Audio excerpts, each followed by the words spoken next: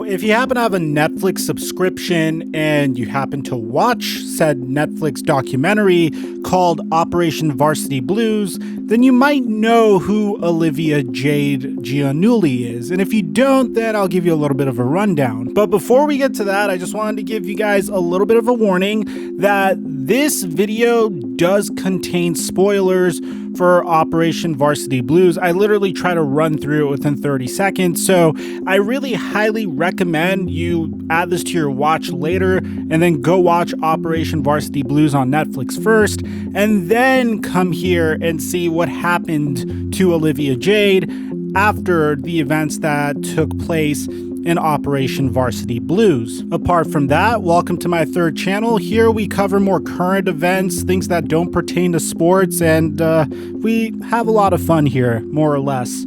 I personally think I'm extremely qualified to discuss this topic because, like Olivia Jade, I am an influencer. Unlike Olivia Jade, I don't have nearly as much reach as her. If you combine all of my channels, you get to like 900,000 subscribers, but Olivia Jade had like something like 1.9 million YouTube subscribers and 1.3 million Instagram followers at her peak. You may also know her mom as Aunt Becky from Full House. And yeah, if you didn't know that, yes, you and I are both extremely old now. And this is the part that's going to spoil the Operation Varsity Blues documentary. Pretty much, Olivia Jade was involved in a college admissions scandal that is covered in the Netflix documentary, which saw over 50 people charged with their involvement of pretty much, for lack of a better way of phrasing it, paying a crap load of money to one individual that finessed these super rich kids into very prestigious colleges such as USC, Yale, etc., etc. And her parents, Massimo Giannulli and Aunt Becky, were the two biggest offenders in this entire scandal. Olivia is 21 years old. She's from Los Angeles, has an older sister named Isabella, who was also caught up in this college admission scandal. Here's the interesting part of the scandal. Out of everyone in the scandal, Olivia's the only one that was a YouTube, and still is a YouTube influencer.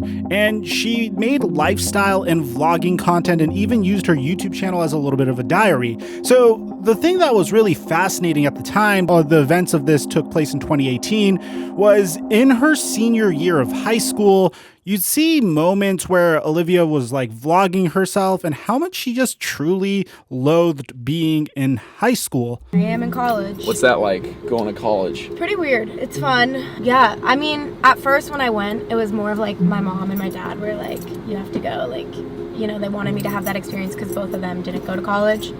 And then I got here and I'm literally like obsessed. Like I haven't slept at home once. Like I don't want to really, I like the freedom of it, and I'm actually like interested in my classes, which I didn't think I would be. And my dad made me go to college.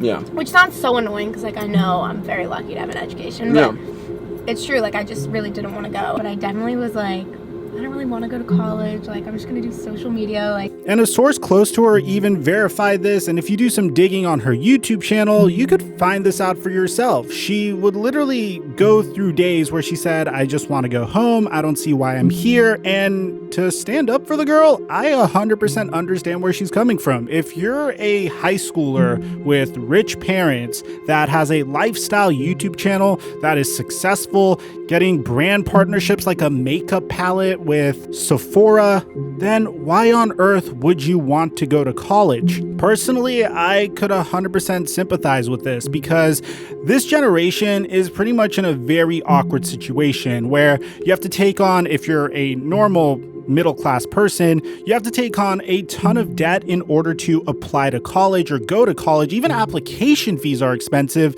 And then upon doing that, you're fed this, and I guess this could be a little controversial, but you're fed this belief that as soon as you're done with college, a nice high-paying job is going to be waiting for you.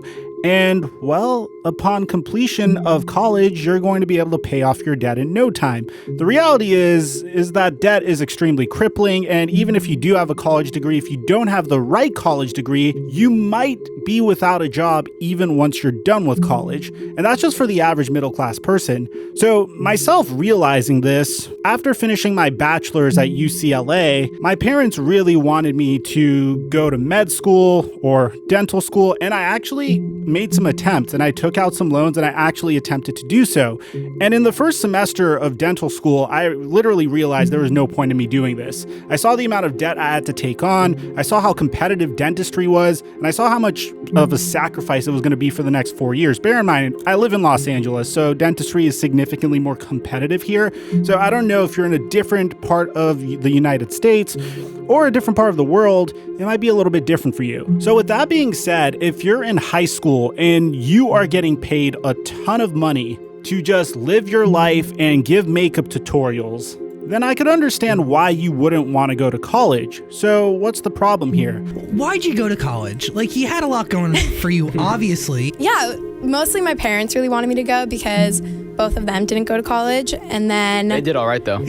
Yeah, I think they did fine. They did just fine. Well, you see, Aunt Becky and her husband really wanted to be good parents to Olivia, or they wanted to flex to their friends that Olivia got into a good college because, well, if you're a parent and your kid gets into a good college, it's kind of like a display of, look at what great parents we are, raising these educated kids. And Olivia, being Olivia, just simply wasn't interested in school, which I understand. But regardless, even though Olivia wasn't interested in school, Massimo and Aunt Becky paid $500,000 to get her and her sister into USC.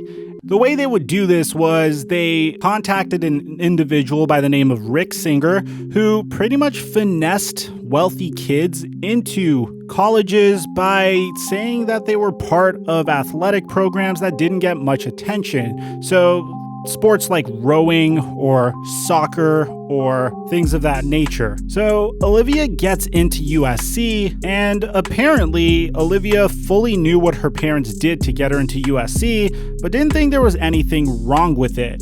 Olivia was also CC'd on the emails between Rick Singer and her parents. So in 2018, Olivia starts her freshman year at USC and got in despite not being very passionate about school and probably thought, hey, my parents just gave a huge fat donation to USC to get me here. I'm just gonna deal with it. I'm gonna do college and then I'm gonna move on with my life.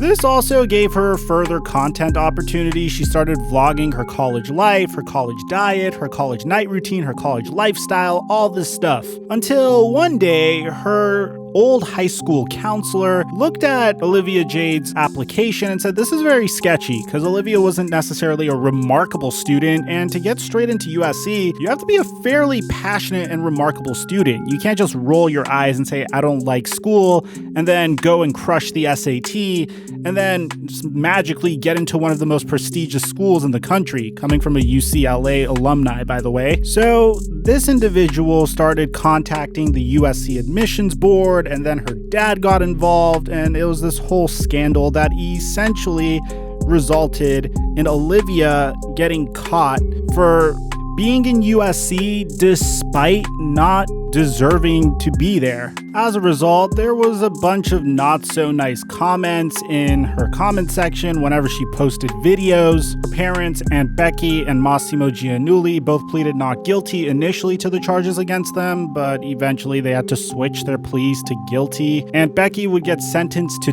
2 months in prison, 2 years of supervised release, a $150,000 fine, and 100 hours of community service, and her husband was sentenced to 5 months in prison, 2 years of supervised release, a $250,000 fine, and 250 hours of community service. Now, on top of this, Olivia lost all of her sponsorships. Her Sephora collection was gone. Amazon, Estee Lauder, Tresemme, all of these clothing brands that she worked with said that they wanted nothing to do with her. That, on top of like hundreds of mean comments on her social media page, led her to realizing that she should probably go dark for a little bit. About a year ago, December of 2019, she comes out with a video after not posting for a while that was called Hi Again, where she pretty much said that she can't talk about the scandal, but she wants to move on with her life and how terrifying it was to truly make this video. Ever since the scandal, she lost like 100,000 Instagram followers. She has 1.2 million instead of 1.3 million, and currently has 1.86 million subscribers on YouTube, which is down from just under 2 million before the scandal.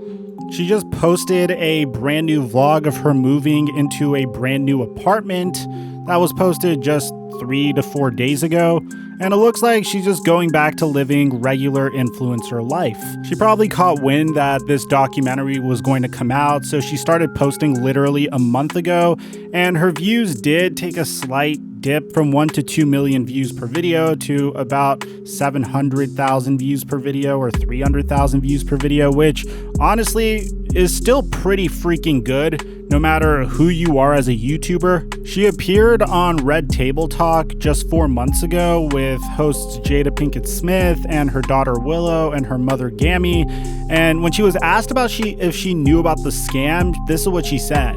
There was a lot that when I was applying to college, I was not fully aware of what was going on. When I got home from spring break in 2019, I just felt so ashamed. I was like, I can't go back to school, and I never went back.